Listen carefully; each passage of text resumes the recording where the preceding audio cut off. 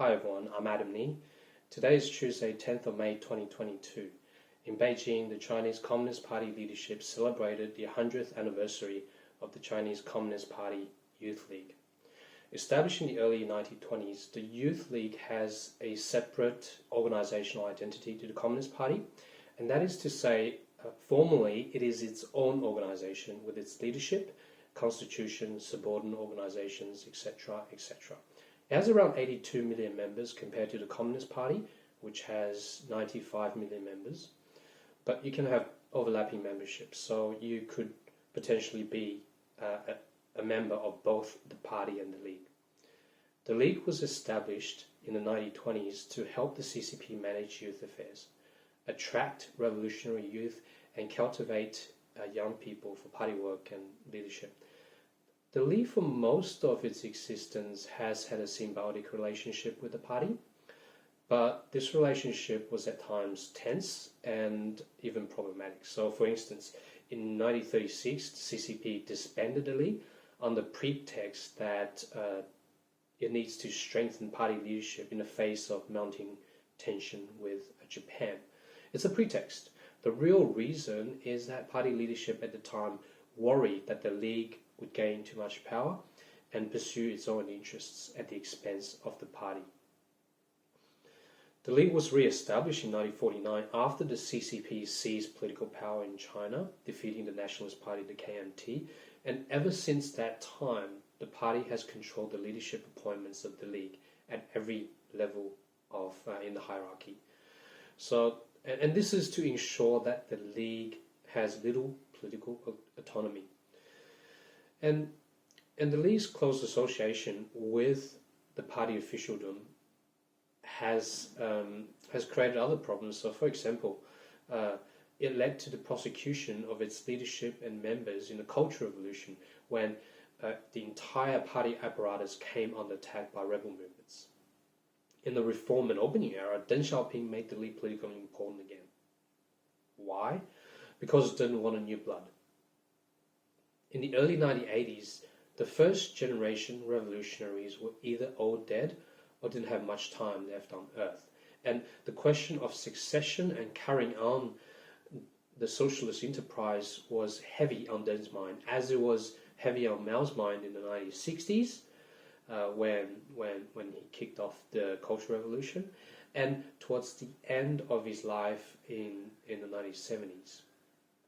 What the party did in 1982 was to put in place rules for the transfer of league members into party and state leadership positions with stipulated ages. So essentially what that meant was that the league became a fast-track promotional device. So you climb the ranks of the league, and then when you hit the age limit, you transfer over. So I'll save you the details, but in practice, that meant you can gain an age advantage of your competitors in the party and state system. So, for example, if I walked up my rank in the league and then transferred over, I might be able to get into a minister level position at, say, 50 years of age. Whereas you, in the party hierarchy system, you'd be working till about 60 years of age to get to the same level, if you're lucky. So that's a real advantage. And this transformed the league into a springboard for the ambitious and an important political organization. Because if you had controlled promotions in the league, then you'd be able to fast track a whole cohort of your people into party leadership positions later on when they transfer over. So, for example, Hu Yaoban, Hu Jintao, Li Keqiang, and numerous other high-level party state leaders have their background in the league. That's why some speak of a youth league clique or faction or Tuanpai. But I think that's oversimplifying, because groupings and individual leaders along the Chinese political spectrum and with different associations. So the different actors use a league to expand their patronage network. It is not a faction in and of itself. Okay, so she, however, does not have close ties to the league, and this brings us to current politics. I prefer history, to current affairs, but here we are. One can't always escape. Well, since coming to office at the end of 2012, the Xi administration has overhauled the league. Three major changes. First, they've abolished the fast-track system. Two, they've strengthened party oversight over the league. Three, they've refocused the league work on youth affairs. So first, the fast-track system was abolished. In practice, it meant that it's not so easy or even possible anymore for league leaders to transfer to party state positions. You could work in the league for your whole career without transferring to a party or state position. This greatly reduced the political importance of the league. So if you are some local party boss, then the league at your level in the party state hierarchy is no longer a great tool for you to build your influence network by installing proteges and planning their fast-track career. Right? So in the past, party bosses, including past leaders before Xi, including Hu Jintao, for example, didn't have the incentive to change the league's fast-track system because they were benefiting from it. They were putting their people into better positions for promotions. But since Xi didn't benefit from the league system and has no close ties to the league, in fact, he seems to distrust leaders with close league ties. Xi had no problems with abolishing the fast-track system. In fact, I would say that's actually important for Xi in consolidating his power. That is, by preventing this system from being used by potential competitors. Right. Second, strengthening party leadership. Formerly, League is a massed organization. These are organizations that ostensibly represent the constituency, like official trade unions in China, for example, or the Women's Federation, or there's an organization for everything. There's an organization for artists and lawyers and writers and other professional and social groupings. So these are mass organizations. Since coming to power, she has championed the idea of strengthening the party leadership over all aspects of Chinese society and polity.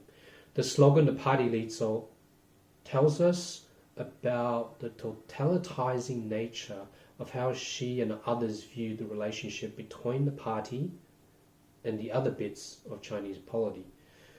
And the aim of tightening party control also extends to league activities and youth work.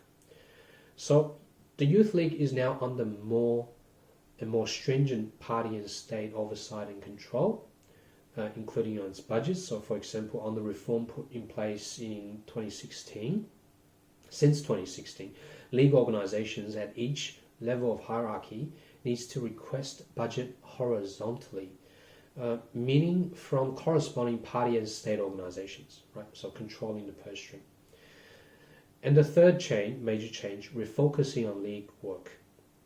League has been downgraded from an organization leading youth affairs to an assistant, in the same way that official trade unions assist the party state with labor relations and Women Federation assists the party state with women's affairs. So in Xi's view, the league needs to refocus to be more effective with youth work. Because in the past, its leaders were incentivized to use it as a political tool, right, for promotion and building their influence instead of actually carrying out youth work. So that we've seen some changes in the last 5 years on that front.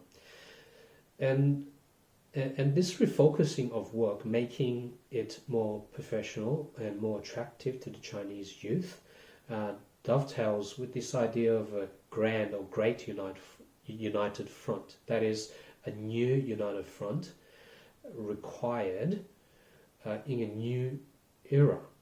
What that essentially means is that after the profound changes of reform and opening decades, there are a lot of new emerging social groupings. You've got online celebrities and other creative types and tech professions, etc., etc. So the idea of a great or grand united front is to bring in all these emerging social groupings, emerging social groupings into the fold, and embrace of the party state.